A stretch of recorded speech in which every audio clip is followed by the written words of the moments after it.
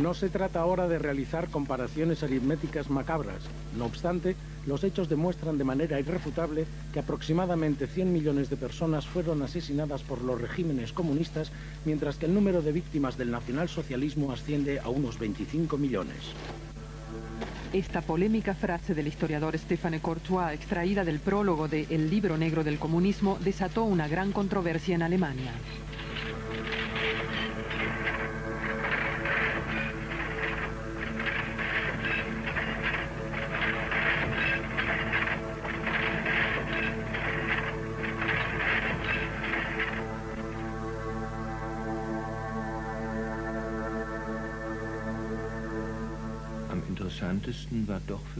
Lo más interesante para mí fue la decidida determinación, especialmente de Courtois, de interpretar la historia del dominio comunista como una historia criminal. Algo así me resultaba nuevo. Con respecto a ese tema siempre había sido demasiado blando. El libro no describe más que crímenes, en parte con un interés obsesivo por detalles como el canibalismo. Por otra parte, intenta hacer un recuento de las víctimas y aquí se cometen errores garrafales.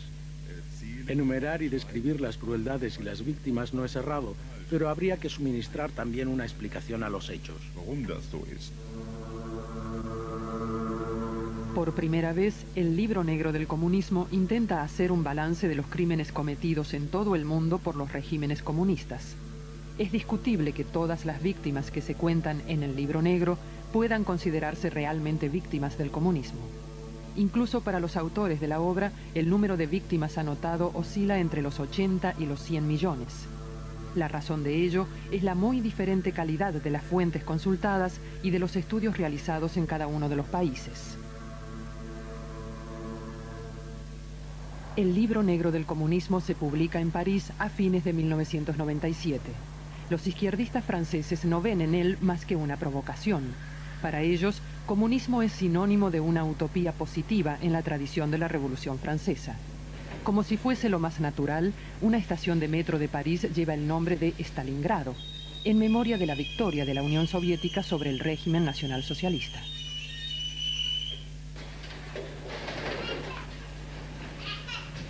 Para Stéphane Courtois, un ex maoísta convencido, el comunismo es de pronto una ideología delictiva que lleva automáticamente a cometer crímenes. Como era de esperar, Courtois es ahora blanco de las críticas. En primer lugar, hay que saber a qué se llama comunismo. En el libro hablamos claramente del comunismo que ha tenido lugar y no de un comunismo imaginario, teniendo en cuenta que la ideología de ese comunismo estaba marcada por el pensamiento de Lenin, pues él fue el fundador y el líder de ese movimiento. Yo creo que su ideología conducía casi automáticamente al crimen.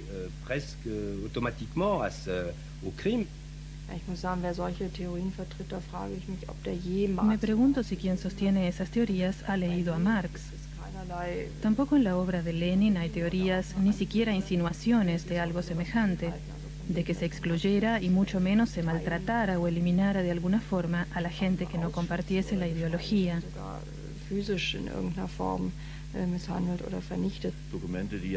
Documentos de Lenin que hoy, después de 1990, han sido publicados por primera vez.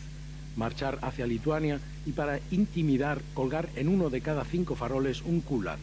También existen abundantes pruebas en los documentos publicados en la RDA que me asustaron realmente. Por ejemplo, en uno de esos documentos que se dieron a conocer en toda la RDA, dice: ¿cómo hay que organizar la concurrencia? En uno de cada 4 lugares asesinaremos a 1 de cada 10 parásitos. Le pegaremos un tiro ahí mismo.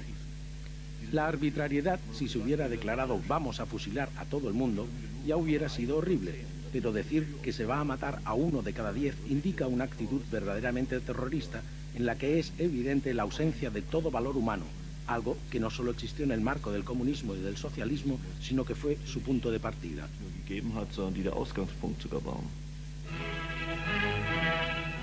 El auge del comunismo comenzó con Vladimir Ilich Lenin. Lenin representa el mito del ascenso de la atrasada Rusia zarista hasta convertirse en el país supuestamente más avanzado del mundo.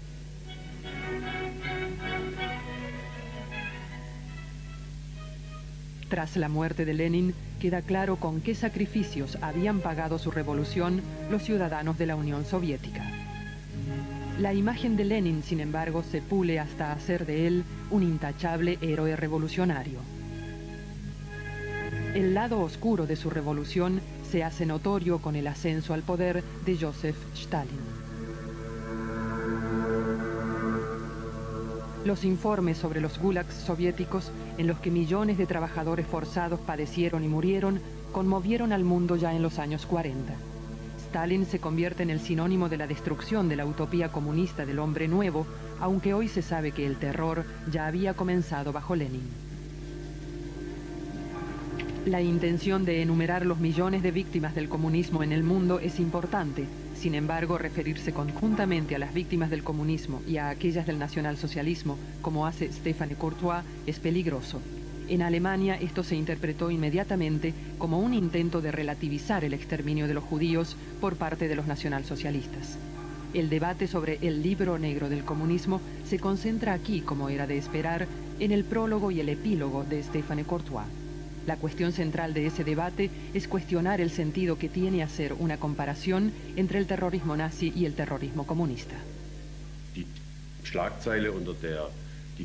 El titular bajo el que el semanario Die Zeit publicó la nota rezaba Holocausto Rojo, que equivale a decir Auschwitz Rojo. Y el titular del diario Frankfurter Allgemeine sobre la publicación del libro anotaba: el comunismo lleva millones de muertos sobre la conciencia. 4 veces más que el nacionalsocialismo.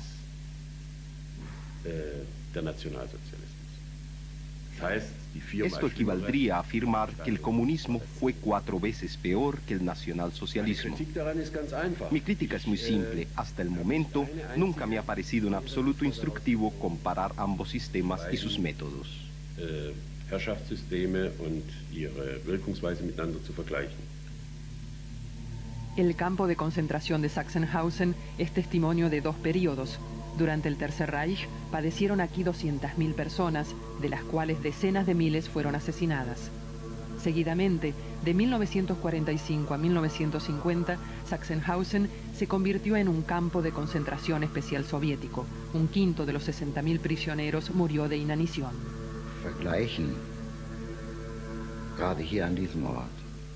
Comparar es, especialmente en este lugar, una necesidad.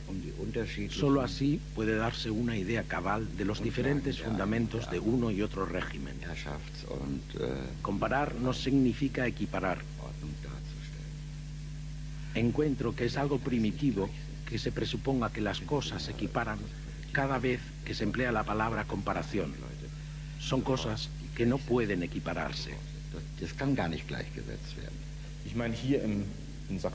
Creo que aquí en Sachsenhausen tiene sentido hacer una comparación, pues nos encontramos con 2 períodos de la historia de los campos de concentración. Se pueden comparar las condiciones en las que se encontraban los prisioneros, las causas de las defunciones, de la violencia. Así podrán comprobarse muy pronto las diferencias. Se verán muchas similitudes, pero también diferencias decisivas. Por ejemplo, que un prisionero de un campo de concentración nazi vivía esperando la muerte día tras día, que se le iba a aparecer bajo la forma de un hombre de la SS, que iba a matarlo a golpes, a estrangularlo o a ahogarlo de la forma más arbitraria, o iba a ser víctima de un exterminio colectivo. Un prisionero de un campo especial de concentración soviético estaba abandonado a sí mismo, al hambre, a las enfermedades, a la muerte. Pero los servicios secretos soviéticos no intervenían. No existía una intención de exterminio.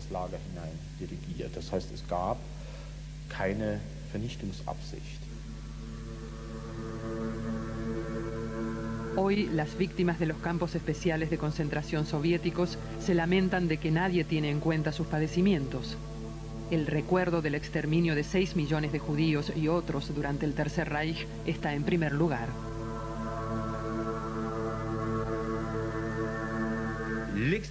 El exterminio de los judíos en las cámaras de gas de Auschwitz y en muchos otros campos de concentración es algo absolutamente único, que no se ha repetido y que tampoco tuvo lugar en los gulags soviéticos, por ejemplo.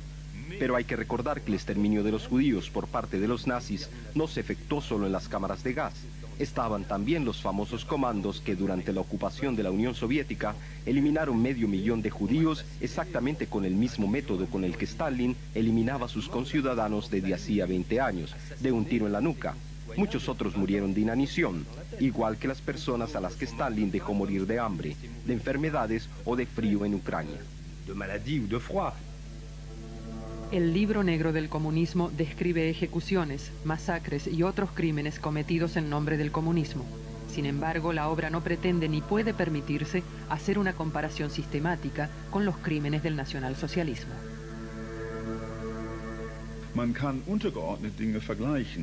Se pueden comparar algunos elementos por separado. Las actividades de los órganos terroristas quizá, o de la policía, no el sistema económico. Aquí era privado y allá era estatal. Pero es posible comparar el racismo, el antisemitismo con la ideología estalinista de cualquier índole que ésta fuera. ¿Puede compararse, como propone Courtois, el marxismo con el racismo y equipararse? Creo que no. Pero el argumento decisivo es que la historia parte de determinados supuestos. Si opino que el Holocausto fue singular o algo fuera de lo común, toda comparación con otros crímenes lleva necesariamente a una cierta relativización.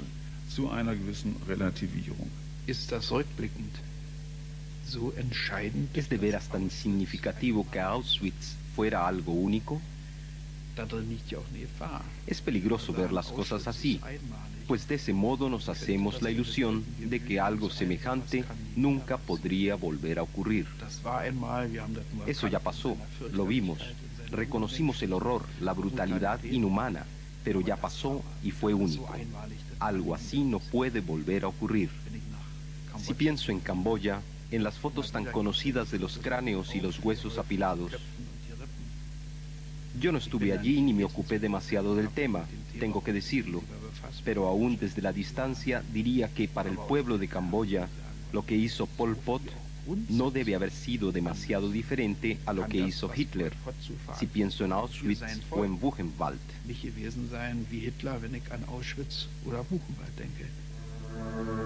Los crímenes de Pol Pot en Camboya son quizá el ejemplo más escalofriante del intento de crear un hombre nuevo basándose en la ideología comunista. De la noche a la mañana, los Khmer rojos quisieron imponer cambios para los que otras naciones necesitaron años. Obligaron a toda la población a abandonar la capital para establecerse lejos de toda civilización en el campo y convertirse en hombres nuevos. Asesinaron a 1/3. Del dominio de Pol Pot no quedaron más que edificios y calles vacías. El régimen sobre el que pesa el mayor número de víctimas es el de la República Popular China. Los autores del Libro Negro del Comunismo calculan de unos 50 a unos 65 millones. Las campañas de Mao, el Gran Salto Adelante y la Revolución Cultural llevaron a esa monstruosa cifra que por falta de fuentes de consulta confiables es más una suposición que un dato seguro. En los debates que tienen lugar en Alemania, la intención de El Libro Negro de investigar los crímenes cometidos en todo el mundo en nombre del comunismo juega un papel secundario. Considero legítimo que se comparen y reúnan datos en un libro, pero la intención del señor Courtois es hacer que todos los crímenes ocurridos tengan su origen en el comunismo.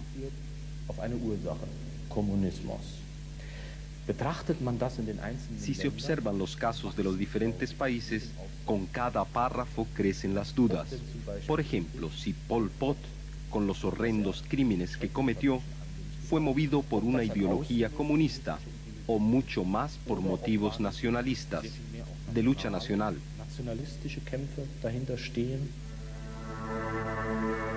Uno de los puntos más polémicos del libro es la evaluación del hambre en Ucrania en los años 20 y 30. Es discutible que Stalin haya empleado el hambre intencionadamente como arma contra los kulaks rebeldes, tan discutible como la tesis de Courtois, que supone que se trataba de un genocidio comunista de clases.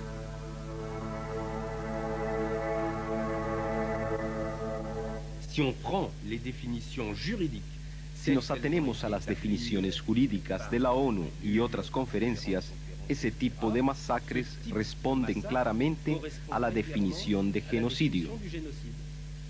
Yo no veo razón para aplicar la expresión genocidio solo al exterminio de los judíos o al exterminio de los armenios por parte de los turcos en 1915, solo porque se trata de exterminios por razones étnicas o racistas, y no el exterminio de enormes franjas de la población en función de su carácter social o político.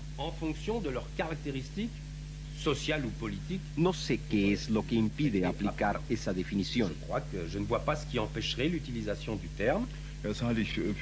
Sí, para empezar, esta abstracción me parece un disparate.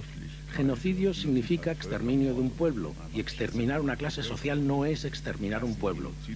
O sea que un genocidio de clase es un genocidio a una clase. ¿Y qué es eso? Ya los métodos injustos, los conceptos científicos que no están claros, y un genocidio racial, el exterminio de un pueblo, entre comillas, de una raza, tiene otro valor, tiene otro carácter que la persecución y el exterminio de una clase social, digámoslo así, que son criminales. Wolfgang Wippermann es uno de los críticos más enérgicos de Courtois. Durante un seminario en la Universidad Libre de Berlín, Wippermann investiga las inexactitudes científicas del Libro Negro del Comunismo. Wippermann ha coeditado un libro publicado en respuesta al Libro Negro. Ha organizado más de 30 eventos relacionados con él que han provocado diversas reacciones, tanto en Alemania Oriental como Occidental.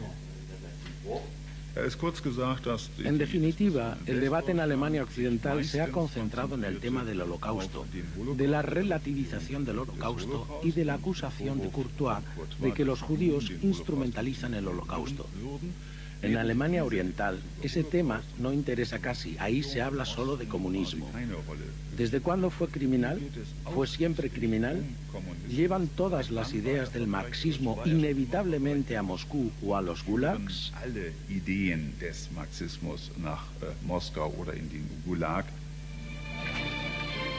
El 10 de enero de 1999, 100.000 personas asistieron al acto conmemorativo del 80 aniversario de la muerte de los comunistas Rosa Luxemburgo y Karl Liebknecht.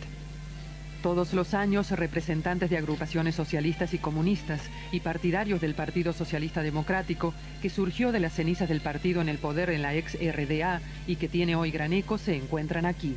Las respuestas al cuestionamiento planteado en el debate sobre el Libro Negro del Comunismo, de cuán totalitario fue el régimen en la República Democrática Alemana, son muy diferentes. Con respecto a la RDA, debo decir que no lamento en absoluto que la RDA existiera. Cuando veo la situación en la que viven muchísimas personas, tengo que decir que a pesar de todos los problemas que existían en la RDA, la seguridad social era mucho mayor. Todos tenían su puesto de trabajo, los jóvenes aprendían algo. No siento pena alguna por haber tenido ese estado, al contrario, siento pena por haberlo perdido. Mi deseo sería que los izquierdistas tomaran decididamente distancia de todas esas ideologías que les hicieron perder la dignidad, las ideologías totalitarias, y volvieran a la fase originaria del pensamiento de izquierdas, es decir, a la liberación del individuo y a la consiguiente renovación de la sociedad. Creo que sería un error trágico creer que el mejor camino para llevar a cabo esas utopías se encuentra fuera de la democracia parlamentaria. Sería un error fundamental. Por supuesto se cometieron crímenes en la RDA, pero no es comparable con el estalinismo. Después de 1953, la Unión Soviética adquirió un carácter diferente en muchos aspectos, pero quedó marcada en sus estructuras básicas por el estalinismo, es decir, la negación de las libertades políticas individuales. Ese es un paso atrás en la civilización que no hay cómo justificar. Sobre esa base se cometieron naturalmente crímenes contra los derechos humanos y no fueron pocos. La negación de la democracia fue practicada después de Stalin y marcó toda la historia de la RDA. La construcción del muro de Berlín, que tuvo lugar el 13 de agosto de 1961, fue el ejemplo más evidente de la opresión de los derechos humanos en la RDA. 900 personas que intentaron escapar murieron en la frontera entre las dos Alemanias. Los disidentes políticos y críticos del régimen fueron vigilados y oprimidos sistemáticamente. No obstante, el debate relacionado con el Libro Negro del Comunismo demuestra que los crímenes cometidos en la RDA no pueden ponerse al mismo nivel que los de los nacionalsocialistas. La reacción sorprendió a Stéphane Courtois. Muchas de las afirmaciones que se hacen en el libro negro del comunismo y que están incluidas en mi prólogo me parecían de cierta forma afirmaciones bastante banales que ya habían sido hechas muy a menudo por personas mucho más importantes y conocidas que los autores del libro negro del comunismo. En Francia no le dimos la importancia suficiente al hecho de tener un gobierno con ministros comunistas. Por eso el asunto adquirió ribetes políticos. En Alemania, el debate sobre el libro negro del comunismo también adquirió inmediatamente un carácter político, sobre todo debido a la reunificación de ambas Alemanias. La visión de futuro de los alemanes en Europa está estrechamente relacionada con su visión del pasado cercano. Desde hace más de 10 años se discute sobre la construcción de un monumento en memoria de los judíos asesinados en Europa. Se trata de cerrar espacios vacíos tanto en el centro de la ciudad como en la conciencia histórica. Mucho se habla de que los alemanes desean volver a ser una nación normal. Para lograrlo, es preciso preguntarse qué significado tuvieron el nazismo y el comunismo en la historia alemana del siglo XX. Die Schwarzbuch-Diskussion ist eine Befreiung. El debate relacionado con el libro negro del comunismo es un debate liberador. Quiero decir que de ese modo los alemanes se liberan de la presión de tener que mirar siempre hacia atrás para poder actuar sin inhibiciones a nivel mundial. En resumen, las tesis que expone el libro son: 1, el holocausto no fue tan importante, o sea, una relativización del holocausto, y 2, la ideología de izquierdas lleva inevitablemente al crimen, o sea, un desprestigio de la izquierda. Aún tras la publicación del libro negro del comunismo, son muchas las personas que siguen apostando por una utopía comunista. La suposición de la editorial francesa que todos los partidos comunistas se disolverían a las pocas semanas de la publicación del libro negro del comunismo resultó tan poco acertada en Francia como en Alemania. El que algunos evoquen aún a líderes comunistas cuyos crímenes han sido probados es algo que ni siquiera un libro negro del comunismo puede impedir. Pienso que se trata de un libro decididamente político. Eso se nota en que el debate se concentra esencialmente en el prólogo, donde las intenciones políticas están formuladas claramente. Sobre todo, el punto en el que se dice que las organizaciones o partidos comunistas deberían prácticamente prohibirse. Me resulta difícil comprender a esas personas, pues a pesar de los errores de base, no han cambiado de opinión. Esa ideología, ese modelo social, presupone seres humanos que no existen. El debate, en especial en Alemania, ha adquirido las características de un debate sobre dogmas religiosos. Es evidente que tras la pérdida de la seguridad que otorgaban las creencias religiosas, la gente necesita otro tipo de seguridad, alguna creencia, un mundo ideal socialista, por ejemplo, para poder sentirse bien. Hubiera deseado un debate más extenso, pero creo que tiene que ver, igual que en el caso de Goldhagen, si usted me lo permite, con la publicidad que se le ha dado en los medios. Es así que, como todo acontecimiento mediático, desaparece con la misma velocidad con la que apareció. El tema es demasiado importante para que se ponga a hervir una vez más y las emociones de una y otra parte choquen entre sí, y luego el asunto se pierda en el olvido.